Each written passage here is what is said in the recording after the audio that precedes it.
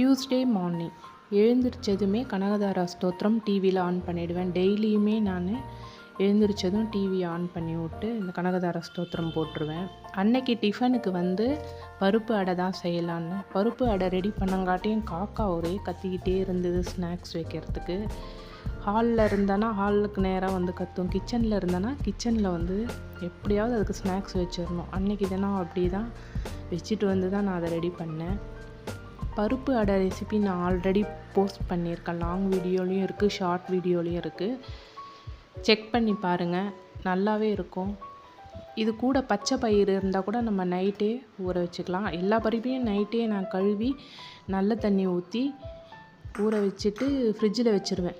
அப்புறம் அடுத்த நாள் அந்த தண்ணியை ஜாரில் சேர்த்து அதில் காஞ்ச மிளகா கொஞ்சம் நேரம் போட்டு ஊற வச்சுட்டு அதுக்கப்புறம் அரைச்சோன்னா ஈஸியாக அரைக்கும். 2 நாளைக்கு முன்னாடி லாங் வீடியோ ஒன்று போஸ்ட் பண்ணியிருந்தேன், புளியோதரை குழம்பு.